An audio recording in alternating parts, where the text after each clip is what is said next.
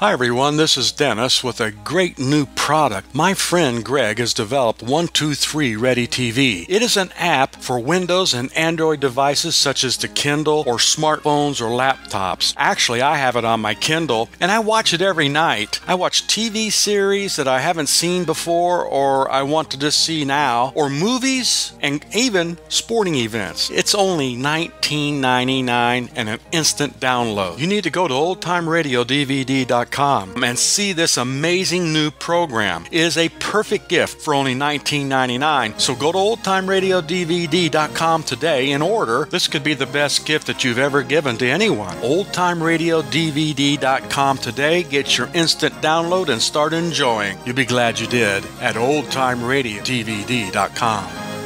Mother, is Maxwell House really the only coffee in the world? Well, your father says so, and your father knows best.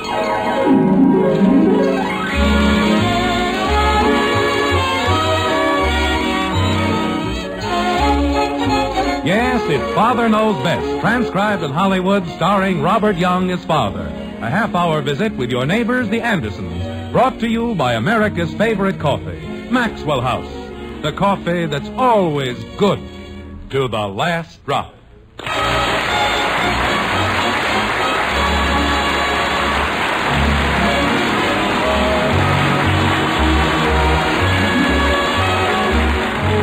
In Chapter 10 of Oliver Twist, the astute Mr. Dickens observed, there is a passion for hunting something deeply implanted in every human breast. Well, in Springfield, in a white frame house on Maple Street, the Andersons are living examples of the Dickens philosophy. I don't mean they spend their days tracking wild game or stalking the savage beast in his native lair. Nothing like that. The Andersons specialize in bargains, and there are no greater hunters on either side of the Mississippi. Like this. Margaret! Honey, I'm home. Jim? Well, who do you think? It's Murgatroyd McDougal, the friendly plumber. Jim, don't you dare come into the den. I can't hear you, honey. What are you doing in the... Jim Anderson, I asked you not to come in here. Why not? I wanted it to be a surprise and you had to spoil it. Shall I go out and come back in again? No. As long as you're here, well, what do you think of it? Of what? You mean you don't notice anything new? No, everything looks just... Honey, will you please ask Bud to keep his junk off my desk? What junk? That bunch of old scrap iron. If he can't find any other place... Jim, that's the surprise. In a big house like this, I should think... It's what? That's the new lamp I bought. That's a lamp. Isn't it beautiful? Margaret... The base is an early New England weather vane, and there isn't another one like it anywhere in Springfield. Honey, I was perfectly happy with the lamp I had. It's so quaint, and a real bargain, too. I know, but you see, the lamp I had... It was only $12.95, and Mr. Adams says all it needs is some new wiring. Fine. But the lamp... How much? $12.95. You paid the junk man $13 for that... That? It was not $13. It was $12.95. I beg your pardon. And Mr. Adams is not a junk man. He's a collector of early American relics. See what he'll give us for my Aunt Martha. Jim. Honey, there was nothing wrong with the lamp I had, was there? Doesn't it mean anything to you to have a lamp that's, well, a little different? I'd rather have one that works. And the lamp I had... Mr. Adams said he wouldn't be surprised if this was the only lamp of its kind in the entire country. Oh, I wouldn't go that far. I mean, there must have been somebody else who needed a weather vane on his desk. Jim. After all, why guess which way the wind is blowing when you can have a weather vane right in your lap? Jim Anderson, you know very well... What if you want to do a little light reading up on the roof? Margaret, why don't you call Mr. Adams? Jim, if you're worried about the money, well, that's part of the surprise, too. You mean there's more? I saved $12 whole on the lectures, and that means the lamp doesn't cost us a thing. You say... Honey, what lectures? Didn't I tell you about that? No, dear, you didn't. Well, Bertram Stokes is giving a series of lectures on the psychology of better living. He is, huh? And the regular price is $18. I see. And just because you were sucker enough to pay only $6, you figured that... I didn't pay $6, Jim. It was $24. You paid $24 for tickets to a bunch of dizzy lectures? Wait a minute. How did you save $12? I told you, the price for one is $18, but if a couple buys them, they're only $24 for the two. So, you saved $12. Well, didn't I? Margaret. 18 times 2 is 36, and I only paid $24. And if that isn't a clear saving of $12, well, then I just don't know how to add. Honey. Yes? I think I'll go out and water the lawn. Jim, dinner's almost ready, and if you go outside... Mother! I'll come in when you call me. I'll just be in the backyard. Well, just a minute, dear. We're in the den, Betty. Honey, I've had a hard day at the office, and if I feel like watering the lawn... Mother, wait till you see what I've got. If this is the dreamiest thing. Betty, please, your father was telling me something. He was? Oh, hello, Father. Hello, Betty. Hey, Mom. Well, I guess it's closer to dinner time than I thought. Go ahead, Father. What? Mother said you wanted to say something. Well, it's nice of you to remember. You see... Where is everybody? We're in here, Bud. I'll be right in. Go ahead, dear. Why don't we just skip the whole thing? I don't understand you, Jim. You make such a big fuss about being interrupted. And then when we do listen... Honey, it isn't important. It certainly is. If you have something to say, we want you to say it. Don't we, Betty? Oh, sure. Well, all I wanted to say Boy, was... did I ever pull a fast one. Bud. Wait till you see what I got, Mom. Bud, your father's here. Oh? Wait till you see what I got, Dad. Margaret, why can't I just go outside? Wait a minute, Dad. You gotta hear this. I don't want to hear anything. All I want to do...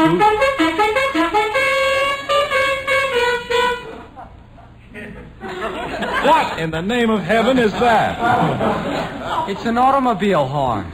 Oh, Bud. I know it's an automobile horn, but what's it doing in here?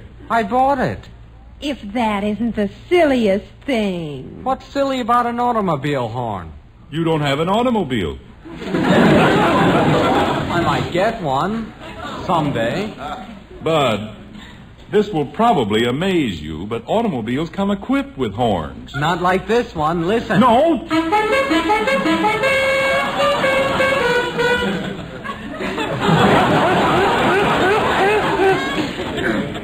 Bud, Yes, Dad?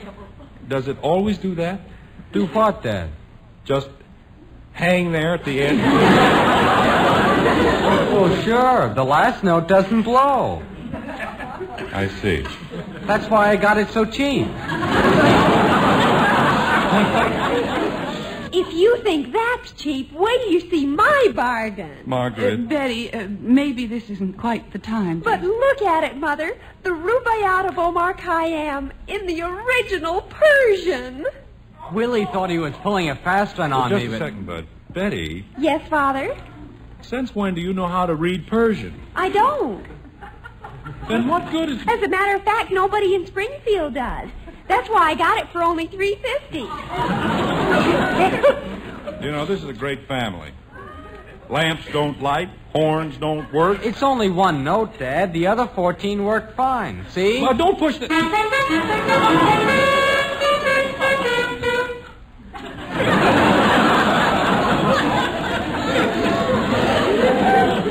Did you say something, Dad? Maybe I ought to go upstairs and lie down instead. Instead of what? Never mind. Well, if we're ever going to have our dinner... Mommy! Oh, no. Jim, the child has a perfect right to come home. Of course she does, but... Well, I'll just get ready for the worst. Where'd everybody go? We're in here, knothead. Betty, I wish you wouldn't call her that. And the wristwatch didn't even work at all. What wristwatch? The one I gave Willie for the horn. You see, he thought... Oh, Mommy, wait till you see what I've got. It's the most wonderful thing in the world. Kathy, how many times have you been It's told... Jimmy Woody's invention, and when you pull it down here... Kathy, your father was speaking to you. Hello, Daddy. You pull it down here... Kathy. And it throws rocks. Isn't that wonderful? Kathleen. I said hello. Wait a minute. You bought a machine to throw rocks? Jimmy Woody invented it. You don't break enough windows throwing them by hand. You have to have a machine. And besides, the batteries are practically new. Kathy, I want you to take that invention right back to Jimmy. But I paid him 28 cents. You heard your mother, Kathy. It's bad enough. But this won't break any windows, Daddy. It doesn't even work. Margaret. Jim, if it doesn't work, it certainly can't do any harm. I'm going outside. Don't go out of the backyard, Jim. I won't. Want me to come with you, Dad? No, stay right where you are. Mother, have you ever seen such a mysterious writing in your whole life? Jimmy says he's going to invent a bigger one for throwing big rocks.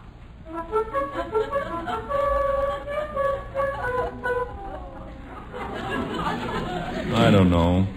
Some people go through their whole lives and nothing like this ever happens to them. They get up in the morning and everything's peaceful and calm. They come home, have a quiet dinner, listen to the radio. But not me. I have to live in a boiler factory. My mother said there'd be days like this. But she didn't say there wouldn't be any other kind. Hiya, Jim. What's going on over there? Oh, hello, Ed. Sounded like you were having a fox hunt in the living room. What's the big idea? Bud bought an automobile horn. A bargain. What for? I told you it was a bargain. Who needs any other reason? You're off on that again, huh? The whole bunch of them. Margaret's got a lamp in there that Benjamin's of junk in Springfield. Now, let's sit down in the swing. I don't know, Ed. Sometimes I wonder if they couldn't use a good insurance man in Siberia. You wouldn't like it. Too cold. Africa? Too hot. You know, Jim, you ought to do what my friend Bill Morgan did. He showed his wife. He did? Yes, sir. He put an end to that bargain business, but quick. How did he do that? He bought a plow. Cigarette? Thanks. I don't get it. Well, don't you see? He told her it was a bargain. Well, I still don't. Jim, he doesn't have a farm. He lives in an apartment house. Well, then why did he... Oh, get it? You mean he brought the plow into the house? Kept it right in the living room. Margaret would kill me. Oh, I don't mean you have to buy a plow. Well, what do you mean? Buy something silly. Like, a Ferris wheel. Ed, look, if it isn't really silly, it won't do any good. Buy something so cockeyed that, well, nobody can use it. Like a bridge. And they'll get the idea. Ed, you might not have good ideas, but they're certainly expensive. Well, if you want to keep paying for things like that indoor sundial Margaret bought... That was a Lulu, wasn't it? Or that porous diving helmet that Bud picked up. You're just making me sicker. Okay, but don't say I didn't tell you how to stop it. You know, maybe you've got something. You know, I'd like to see their faces if you came home with 3,000 or 4,000 goldfish. Wouldn't that be something? Ed, let's find something inexpensively silly. Well, I was just thinking. How about a truckload of rhubarb? You picked it up cheap, huh? Keep trying. 500 or 600 windshield wipers. You're getting closer. Hey, I've got it. Bubble gum. What? $1,000 worth of bubble gum. Now, wait a minute. I tell you, Jim, there'll be putty in your hands. That's it. Well, sit still, will you? Hey, where are you going? I'll see you later, Ed. I've got to call the hardware store. For bubble gum? Who wants bubble gum? I'm going to buy 100 pounds of putty.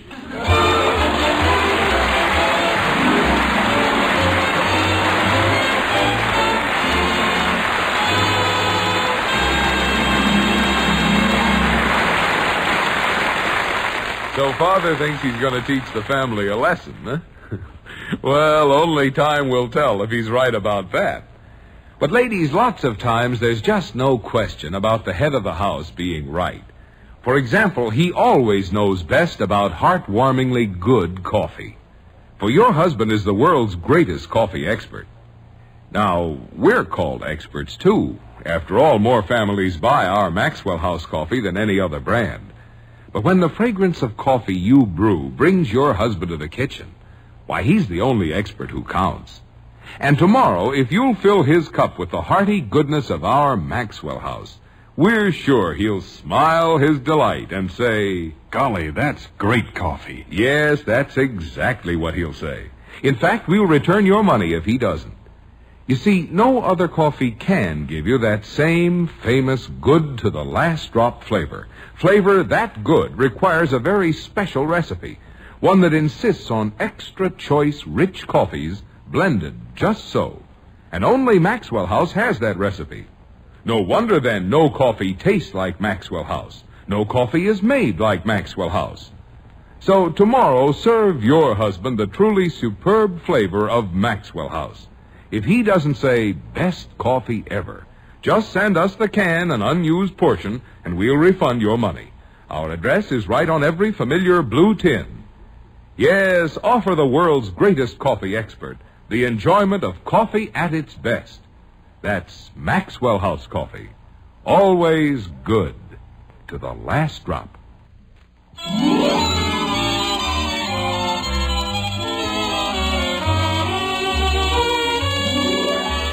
Dinner time has come and gone, and so has the delivery man from Mr. Wilson's hardware store. But in the Andersons' living room, there's a gay little group. 5 assorted Andersons and a nice new barrel of putty. Like this. Jim, of all the idiotic things to buy... I don't see anything idiotic about it at all. I've always wanted to own a barrel of putty. But, Father, 100 pounds. Well, naturally. How else do you suppose I could have gotten such a bargain? Dad. Just a minute, Bud. I'd like to explain how much I really save. You see, if you buy putty in small quantities, you know, the small 8-ounce cans, you have to pay for the labels and the printing and well, it comes to quite a good deal. Almost 50 cents a pound. Is that a lot? It certainly is. But buying it this way, Jim. in the large economy size, the whole thing came to only $10.86, or less than 11 cents a pound. Now that's a bargain. Jim, Yes, Margaret? how long will 100 pounds of putty last? Oh, it'll last me a lifetime. If I live that long. That isn't what I mean. Won't it dry up? Of course not. We're going to keep a damp cloth over the barrel. And every night, Bud will go out and see that it stays damp. Won't you, Bud? Holy cow.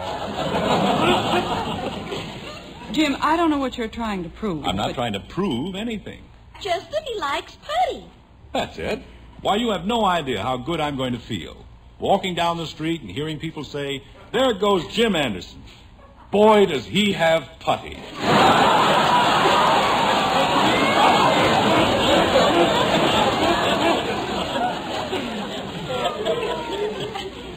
Father, Yes, Betty?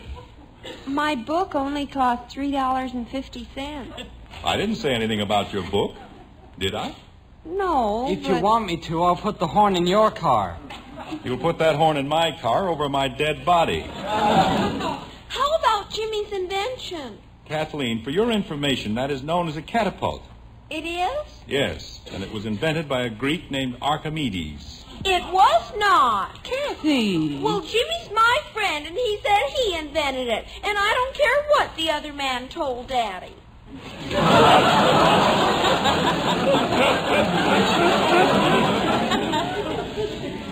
Kathy, Archimedes has been dead for almost 2,300 years.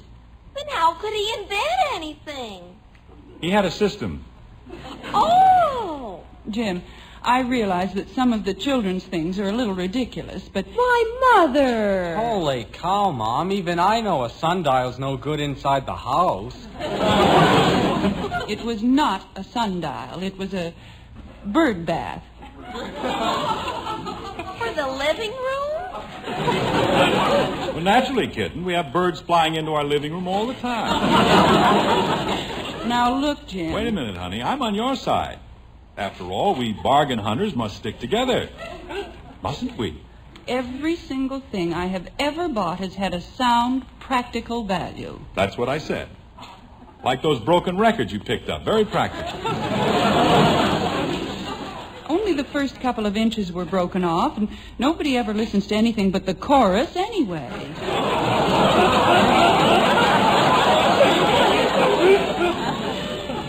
Mother, how can you say my book is ridiculous? It's beautiful. But you can't read it. I don't have to read it. I can just hold it and feel the thrilling vibrations. Let me feel it. Oh, stop it. I only wanted to feel it a little. Let her feel it, Betty.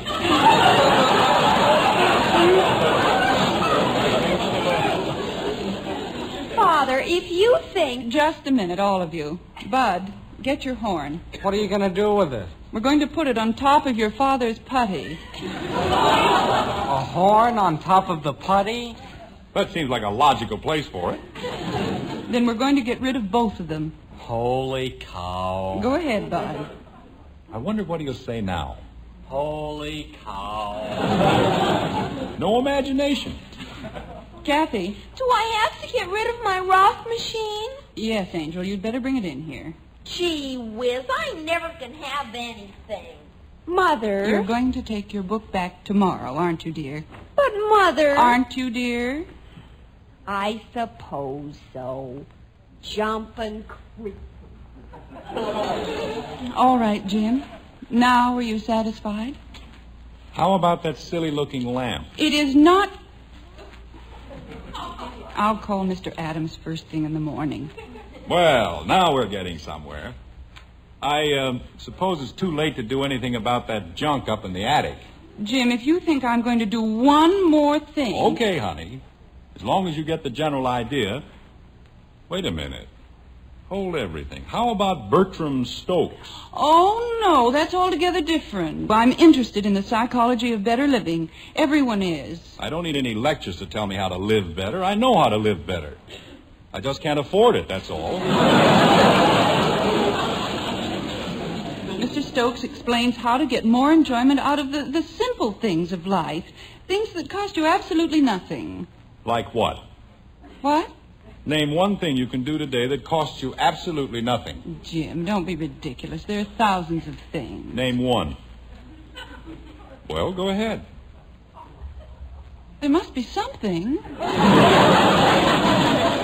Sitting in a park? Looking at birds? How long can you keep that up? Bud, stop playing with that thing and bring it in here. Okay, Dad. I tell you, Margaret, if we took the $24 you paid for those lecture tickets and invested it in steaks, we'd all be living better and without your friend, Mr. Stokes. He isn't my friend. Well, whoever he is, goes around the country telling people how to live. If the government would split my income tax with me, I'd show him how to live. Boy, would I show him. Jim, if a few simple lectures are going to upset you that much... Just a second, honey. I'd better see who's at the door. I suppose I could ask him to give me my money back, couldn't I? I don't think it'll do any good, but you can certainly try.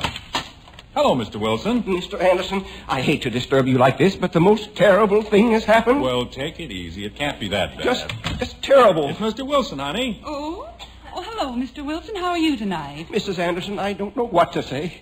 It's a tragedy, that's what it is. What is? All the times to happen, with Mother's Day coming on Sunday and the hop house just crowded with orchids. Mr. Wilson, what happened? My brother-in-law's greenhouse. It's ruined. That's what it is, just ruined. Oh, why, how awful. I told him not to use the tractor. My sister's the only one who knows how to drive it. But would he listen to me? Not my brother-in-law. What did he do, run into the greenhouse? Broke every window on the north side, but every window. Mr. Wilson, we're awfully sorry. Never seen such a mess? There's just one thing I don't understand. How do we fit into it? Mr. Anderson, we've got to put in 6 dozen new windows just as quickly as possible, and you have the only putty in Springfield. Now, wait a minute. You have, Mr. Anderson. I checked everywhere. Could I please buy it back? Margaret, stop looking at me like that. How was I supposed to know... I'll give you a good profit on it, Mr. Anderson. I'll pay you anything you ask. I don't want to make anything. Just Give me what I paid for it. You see, I had no idea. Oh, thank you, Mr. Anderson. From the bottom of my heart, thank you.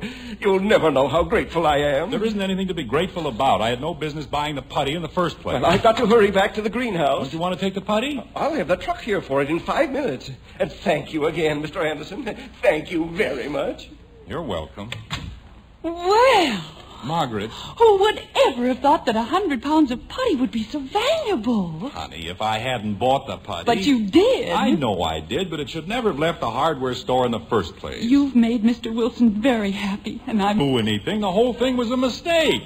Mother, if you just take a good look at my book... Mr. Wilson's brother-in-law had an awful accident at the greenhouse, and your father's putty saved the day. It did. It isn't my putty. I only bought it for a joke. All those beautiful flowers would have died if it weren't for your father's putty. Margaret, for the love of heaven... Isn't it the most wonderful thing you've ever heard? Mother, if they found a use for a silly thing like putty... But a thing like this couldn't happen once in 100 years. Don't you think we might meet somebody sometime who knows how to read Persian? Oh, I wouldn't sell the book now. You wouldn't? Margaret? Why, there's no telling how valuable it might be. I don't know. Mom. Bob, the most wonderful thing has happened. Honey, don't start that again, please. I promised not to blow the horn in the house. But you'll never guess what Father did. Betty. He saved all the flowers in Mr. Houston's greenhouse. Margaret. Who's Mr. Houston? He's the man who owns the hardware store's brother-in-law. Hey, how about that? I didn't save anything. Kathy! Oh, dear. Margaret, if you'll just tell them... Mommy, it works. Timmy's invention works. Now, look, all of you. Bud! I just wanted to see if it was fixed. Margaret, I've had enough of this nonsense. You're going to take all of that junk... Junk? Why, Father! Jim Anderson, don't you dare call it junk. But 5 minutes ago... If you can be a hero with a ridiculous thing like putty... I can feel it. I can just feel the vibrations. Bud, we've got to bring all those things down from the attic. You bet, Mom. And I'm going to get a bigger rock machine. Oh, no.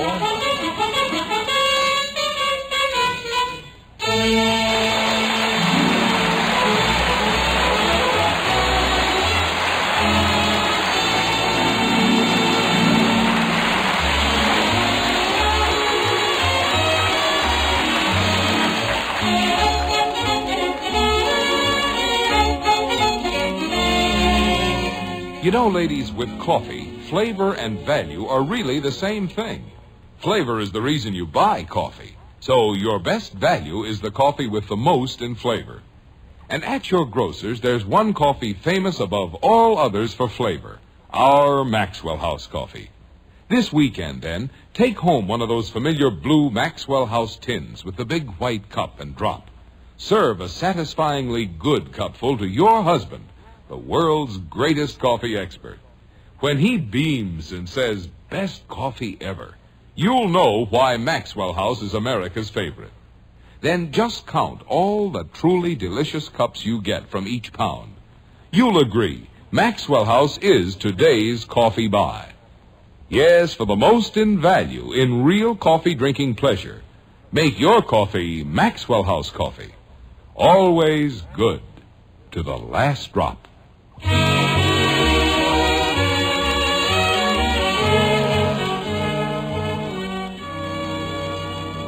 Ladies and gentlemen, this is Robert Young. I have just been advised that Father Knows Best has been honored by the National Safety Council with its 1950 Award for Public Service.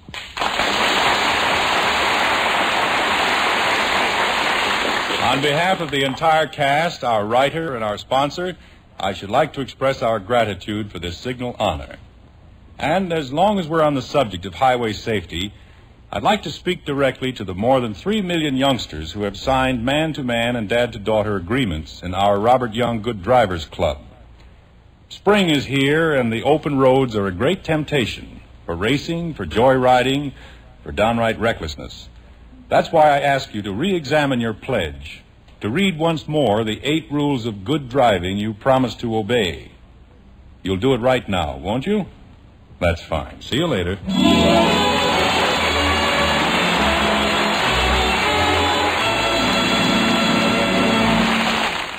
Spokes Gainsey, the famous talking dog, always says, Gaines Meal. What about Gaines Meal, Gainsey? Nourishes every inch of a dog. It sure does. Kennel and laboratory tests prove Gaines Meal supplies balanced nourishment your dog needs for good health. Yet Gaines costs less to feed than any other type of dog food. So, folks, get Gaines Meal. America's largest selling dog food. Join us again next week when we'll be back with Father Knows Best, starring Robert Young as Jim Anderson. In our cast were Norma Jean Nilsson as Kathy, June Whitley, Rhoda Williams, Ted Donaldson, Barney Phillips, Tim Graham, and yours truly, Bill Foreman. So until next Thursday, good night and good luck from the makers of Maxwell House, America's favorite brand of coffee. Always good to the last drop. Father Knows Best was transcribed in Hollywood and written by Ed James. Now stay tuned in for Dragnet, which follows immediately over most of these stations. Dragnet is the story of your police force in action. Listen on NBC.